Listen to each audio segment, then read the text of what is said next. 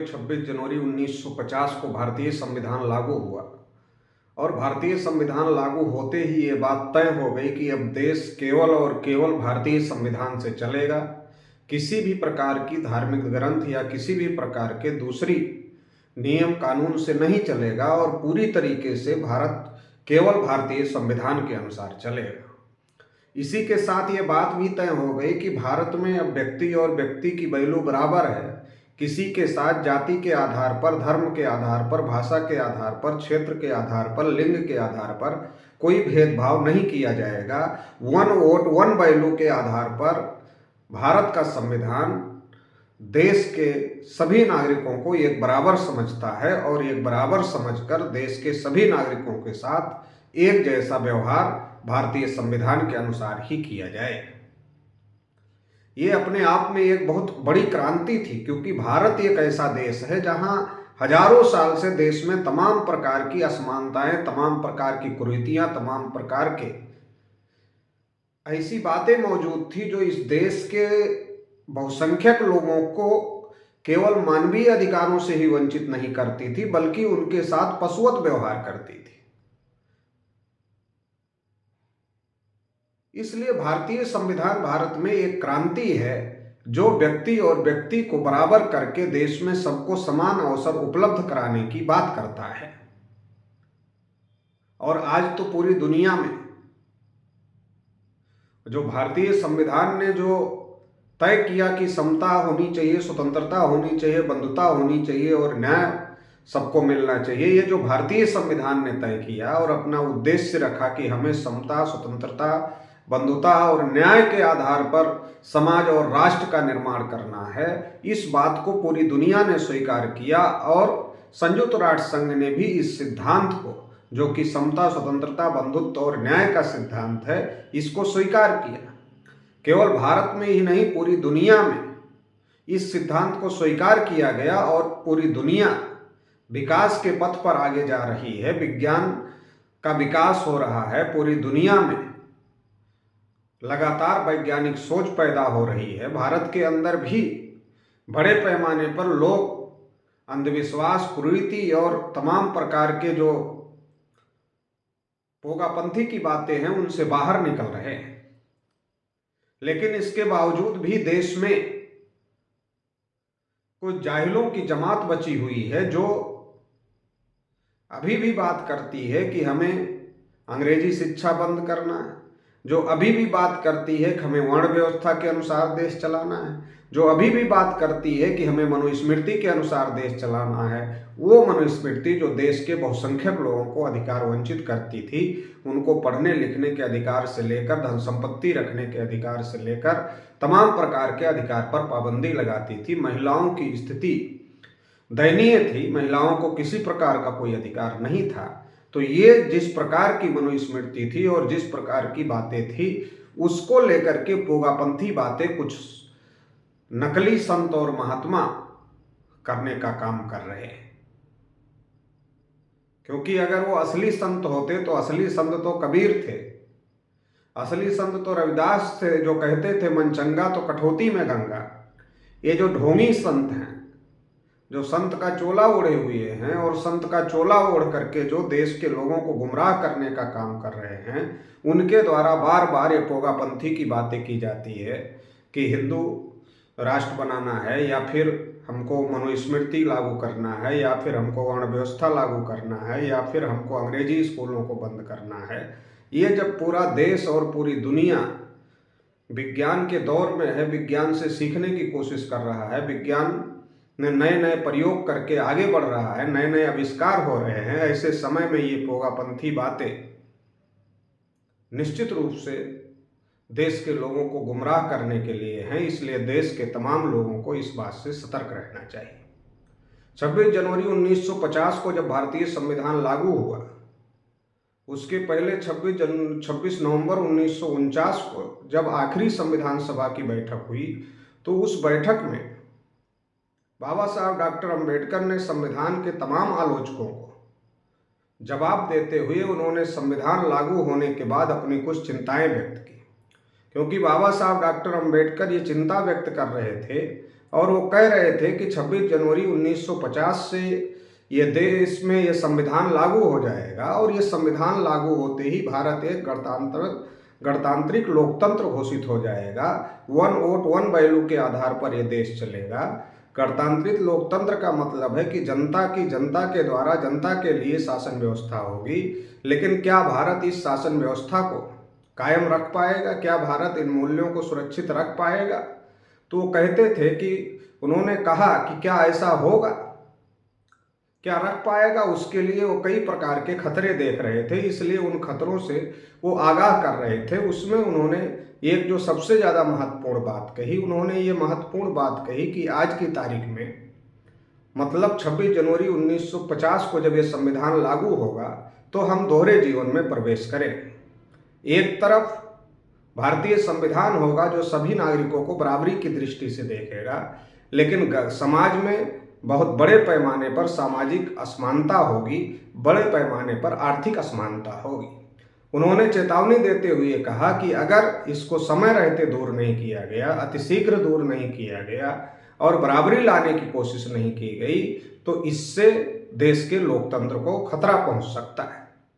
उन्होंने ये भी कहा कि देश में बंधुत्व की भावना की बहुत ज़्यादा कमी है, इसलिए बंधुत्व की भावना को बढ़ाने के लिए कोशिश करते रहना चाहिए। लेकिन जब हम देश की परिस्थितियों को देखते हैं तो हमें ये दिखाई देता है कि डॉक्टर बाबा साहब अम्बेडकर जिस सामाजिक और आर्थिक विषमता को दूर करने की बात कर रहे थे, आज भी संविधान लागू होने के 75 साल हो गए हैं, इसके बावजूद भी कहीं घोड़ी पर चढ़ने की वजह से हत्या हो रही है, पिटाई हो रही है, कहीं घड़ा मटका छूने की वजह से हत्या हो रही है। मुख्यमंत्री तक के घर को गंगा जल और गोमूत्र से पवित्र किया जा रहा है। राष्ट्रपति जैसे पदों पर बैठे हुए लोगों को मंदिर में जाने से रोका जा रहा है।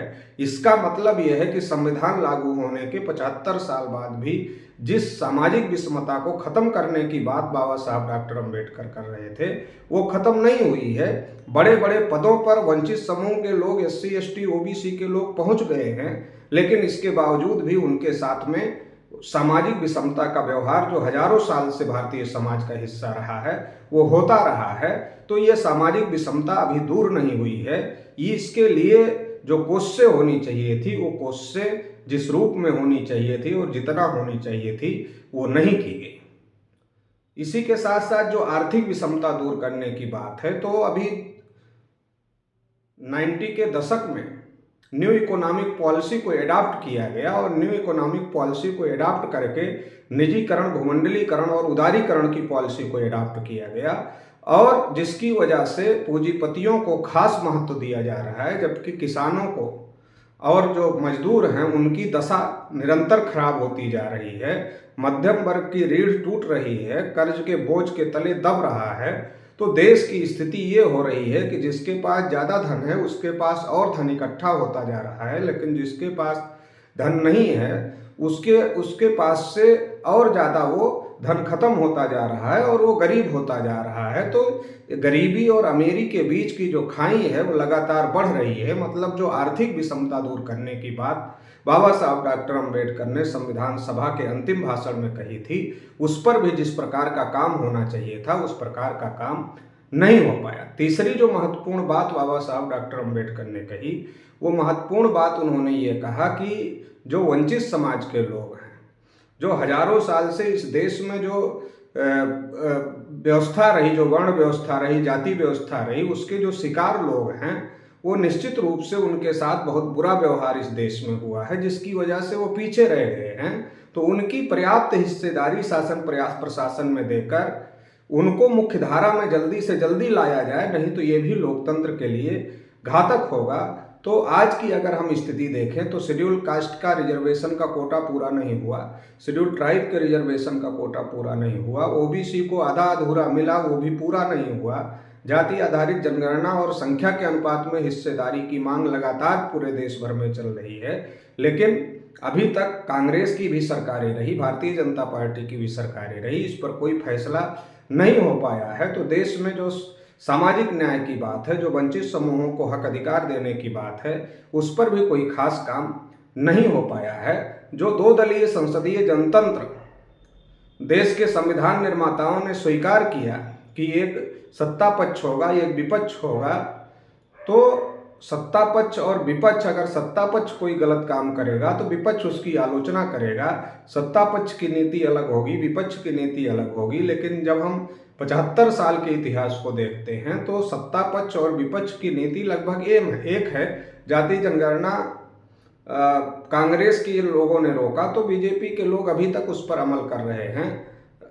रिजर्वेशन के खिलाफ में कांग्रेस थी, रिजर्वेशन के खिलाफ में बीजेपी है। निजीकरण के पक्ष में कांग्रेस थी, निजीकरण के पक्ष में बीजेपी है। ऐसे तमाम मुद्दे हैं जिन मुद्दों को लेकर कांग्रेस और बीजेपी की नीति एक है। कांग्रेस और बीजेपी दोनों के में ही किसानों की दुर्दशा हो रही है, नौजवानों का शोषण हो रहा है, एजुकेशन को महंगा किया जा रहा है, हेल्थ सर्विसेज को महंगा किया जा रहा है, और देश में जो नौजवान है, किसान हैं, महिलाएं हैं, उनकी दुर्दशा हो रही है। ओबीसी में महिलाओं के आरक्षण में ओबीसी का आरक्षण का जो कोटा है उसको लेकर भी कांग्रेस और बीजेपी की एक ही नीति रही है। तो ये जो देश में वंचित समूहों को लेकर जो सत्ता पक्ष और विपक्ष का मामला रहा है वो एक जैसा ही रहा है।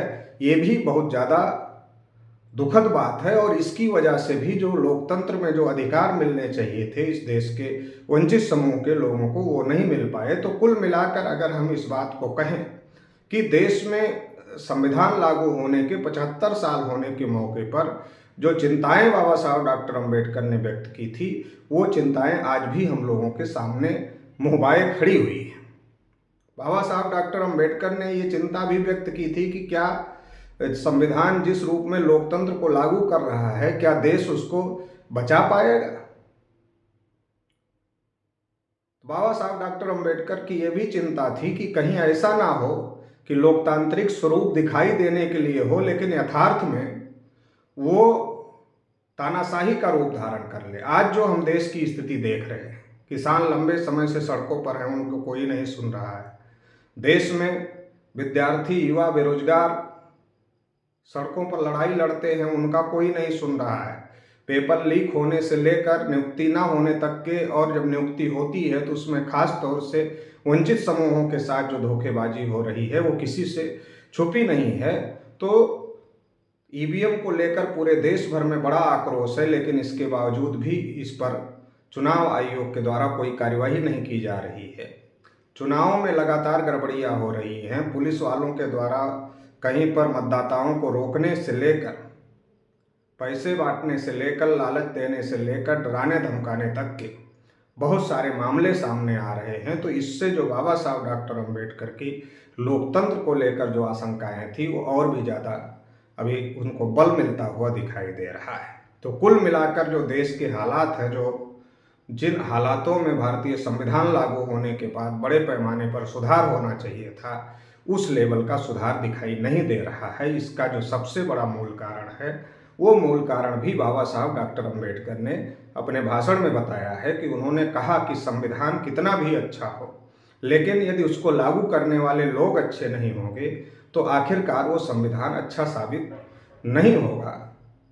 तो देश में आज़ादी के लगभग 77-78 साल हो गए और संविधान लागू होने के 75 साल हो गए। इन 75 साल में संविधान लागू करने वाले संस्थानों पर वही लोग कुंडली मारकर बैठे हैं, वही लोग कब्जा करके बैठे हैं जिनकी नीयत संविधान को सबोटेज करने की ज़्यादा है, संविधान पर अमल करने की कम है। केवल जो लोग संविधान पर सवाल उठा रहे हैं वही नहीं संविधान को सबोटेज करने का काम कर रहे हैं, बल्कि जो संविधान को चलाने वाले लोग हैं, शासन सत्ता में बैठे हुए लोग हैं, उनकी भी मंशा संविधान को सबोटेज करने की है, संविधान को साइड में रख करके देश को अपने हिसाब से चलाने की है। तो ये एक बहुत बड़ा धोखा देश के साथ में है, देश के संविधान के साथ में है। जिस प्रकार से पिछले दिनों से लगातार खास तौर से आरएसएस बीजेपी के जुड़े लोगों द्वारा और तमाम लोगों के द्वारा जिस प्रकार की बातें संविधान को लेकर की जा रही है वो किसी भी स्थिति में बर्दाश्त करने लायक नहीं है और उनके ऊपर कार्यवाही होनी चाहिए। जो संविधान के खिलाफ बात कर रहे हैं, जो संविधान को समाप्त करने की बात कर रहे हैं या बदलने की बात कर रहे हैं। हालांकि उनकी ये औकात नहीं है कि वो इसको बदल सकते हैं, लेकिन इस प्रकार की बात करना देश के लिए अच्छा नहीं है। आज कोई हिंदू संविधान की बात करेगा, कल कोई मुस्लिम संविधान की बात करेगा, परसों कोई सिख संविधान की बात करेगा, कोई ईसाई संविधान की बात करेगा। ये देश की एकता और अखंडता के लिए खतरा है। इसलिए ऐसे लोगों के ऊपर तत्काल प्रभाव से कार्यवाही की जानी चाहिए, लेकिन ऐसे लोगों के ऊपर कार्यवाही नहीं हो रही है, क्योंकि एक देसी कहावत है कि जब सैया भये कोतवाल तो डर काहे का। जो लोग शासन सत्ता में बैठे हुए हैं वो भी इसी मानसिकता के लोग हैं, इसलिए वो कार्यवाही नहीं कर रहे हैं। इसलिए देश के लोगों को ऐसे लोगों से सतर्क होने की ज़रूरत है। समता, स्वतंत्रता, बंधुता, न्याय पर आधारित देश के शोषित वंचित समूहों को हक अधिकार देने वाला जो संविधान है, सबको एक दृष्टि से, बराबरी की दृष्टि से देखने वाला जो संविधान है, इस संविधान के तहत ही इस देश को आगे बढ़ाया जा सकता है और इस देश का विकास किया जा सकता है, देश के लोगों का विकास किया जा सकता है। इसलिए इस संविधान के बारे में जागृत करना होगा, लोगों को बड़े पैमाने पर जागरण अभियान चलाना होगा, लोगों को जगाना होगा और इस संविधान को पर अमल करने के लिए राष्ट्रव्यापी जन आंदोलन खड़ा करना होगा। बहुत बहुत आभार, धन्यवाद।